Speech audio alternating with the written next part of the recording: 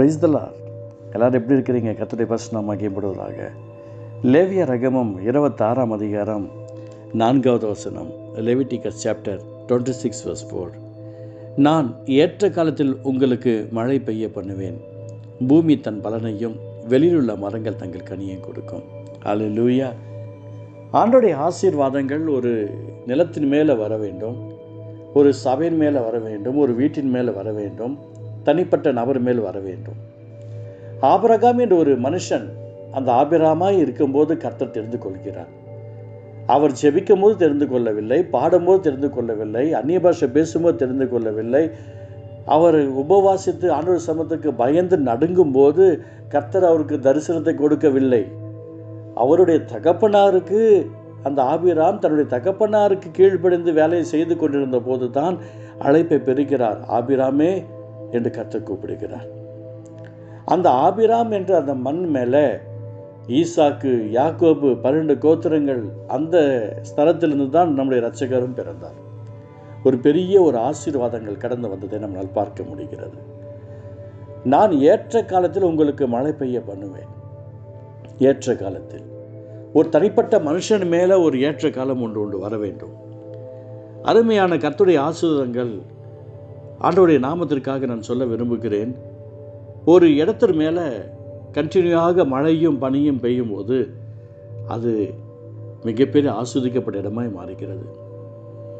வெயில் காலத்தில் ஊட்டி பகுதிகளுக்கு போய் சந்தோஷமாக கொடைக்கானல், ஊட்டி என்று போயிட்டு வர எத்தனையோ பேர் இருக்கிறாங்க, காசு வசதி படைத்தவர்கள். நாம் ஜெபிக்கும் போது தேவனுடைய அன்பான ஆசீர்வாதம் நம்ம பகுதிகளில் நல்ல மழையை கர்த்தர் தருவார் நான் விசுவாசிக்கிறேன். உங்கள் ஜெபத்தை கேட்டு கர்த்தர் உங்கள் ஏரியாக்களில், நீங்கள் இருக்கிற பகுதிகளில் யாருக்காக எங்கே ஏரியாக்கள் ஜெபிக்கிறீர்களோ அங்கே கர்த்தர் ஒரு அற்புதமான மழையை கற்றுக் கொடுக்க போகிறார். அதுவும் இடி முழக்கம் போல ஒரு பெரிய மழையை கற்றுக் கொடுக்க போகிறார். கர்த்தர் நிச்சயமாக செய்வார்.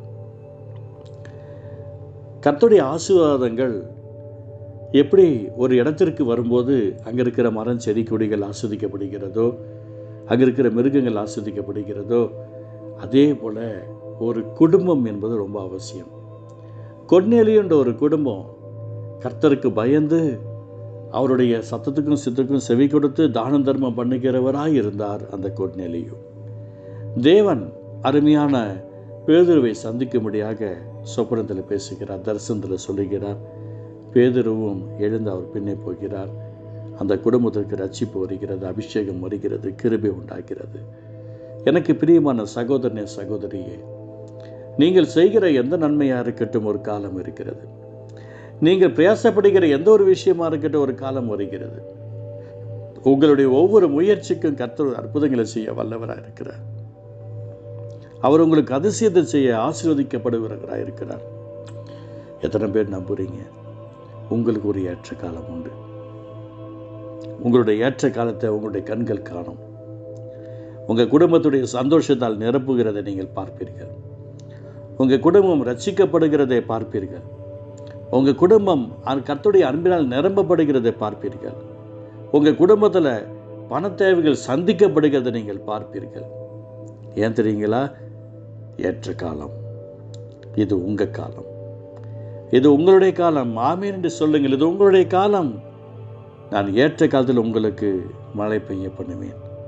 விவசாயிகள் மழைக்காக இயங்குவார்கள், கடன்பட்டவர்கள் பணத்திற்காக இயங்குவார்கள், வியாதிப்பட்டவர்கள் சுகத்திற்காக இயங்குவார்கள், வெளிநாடு போக வேண்டும் என்று ஏக்கத்தோடு இருக்கிறவர்கள் எப்பொழுது நமக்கு எல்லாம் சக்ஸஸாக ஆகும் என்று எதிர்பார்ப்போடு காத்திருப்பார்கள்.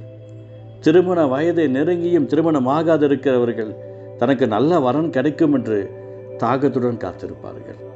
சபையில் ஒரு பாஸ்டரோ பாஸ்டர் ஒய்ஃபோ எப்படி ஆட்டோ டிரைவர், டாக்ஸி டிரைவர் எல்லாம் பேசஞ்சர்ஸ் வருவாங்களா அந்த கண்கள் சுற்றி சுற்றி பார்க்கறது போல அந்த ஒவ்வொரு சபையில் இருக்கிற பாஸ்டர்ஸுக்கும் பாஸ்டர் ஒய்ஃபுக்கும் அந்த கண்கள் எல்லாம் ஆத்துமாக்கள் வரலையா, ஆத்துமாக்கள் இன்னும் வரலையா, அவங்க இன்னும் வரலையா, ஃபோன் பண்ணலாமா, ஃபோன் பண்ணால் தப்பாக நினச்சிட்டாங்க என்ன பண்ணுறது, ஏக்கத்தோடு இருக்கிற ஒவ்வொருத்தருக்கும் கர்த்தர் ஏற்ற கால ஒரு மழையான ஆசீர்வாதத்தை தரப்போகிறார்.